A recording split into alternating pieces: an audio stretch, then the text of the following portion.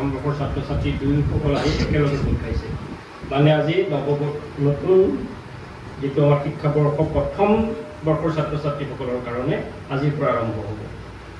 এইখিনিতে মই কেইটামান কথা কৈ থওঁ বহুত বেছি তোমালোকে গুৰুত্বপূৰ্ণ কথা হয় নে নহয় নাজানো কিন্তু আমাক বয়সে কিছু কথা শিকাইছে আমাক অভিজ্ঞতাই কিছু কথা শিকাইছে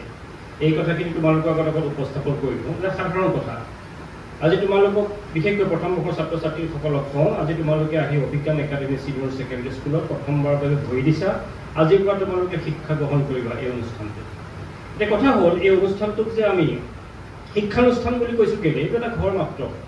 এই ঘৰটোকে আমি শিক্ষানুষ্ঠান বুলি নামাঙ্কিত কৰিছোঁ এই কথাটো যদি তোমালোকে ভালদৰে চিন্তা কৰা যে কিহৰ কাৰণে ইয়াক আমি শিক্ষানুষ্ঠান বুলি কৈছোঁ তেতিয়া বহুত কাৰণ ওলাই পৰিব মানে আমি কিছুমান কথা ভাবিবলৈ শিকিব লাগিব এতিয়া সেই কথাটো আমি কেনেকৈ ভাবিবলৈ শিকিব লাগে ভবাৰ লগে লগে আমাৰ চিন্তা চৰ্চাটো কেনেকৈ ব্যাপ্তি ঘটে সেই কথাখিনিকে মই ক'ব খুজিছোঁ চোৱা এটা ঘৰ যেতিয়া আমি নিৰ্মাণ কৰোঁ ঘৰটো নিৰ্মাণ কৰোঁতে শিল ইটা বালি কাঠ বহুত লোহা বহুত কিবা কিবি থাকে সেইটো ঘৰ এটা হৈ পৰে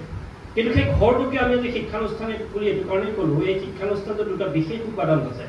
দুটা বিশেষ অংশ আছে এটা হৈছে ছাত্ৰ ছাত্ৰীসকল আৰু আনটো হৈছে শিক্ষক শিক্ষয়িত্ৰীসকল তোমাক কল্পনা কৰি চাব পৰা নাই যে ইয়াৰ অকল শিক্ষক শিক্ষয়িত্ৰীসকল আছে ছাত্ৰ ছাত্ৰী নাই তেতিয়াতো শিক্ষানুষ্ঠান হ'বনে বা অকল ছাত্ৰ ছাত্ৰী আছে শিক্ষক শিক্ষয়িত্ৰী নাই তেতিয়াতো শিক্ষানুষ্ঠান হ'বনে নহয়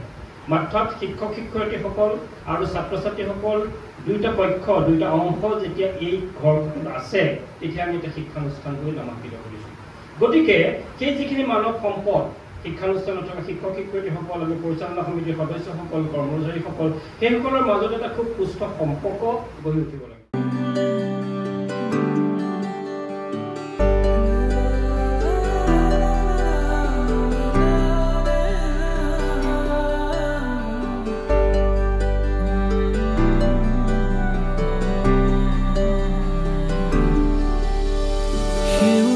ভৰা এখনি পথাৰ চকুৰে নমনি নেদেখা শিপাৰ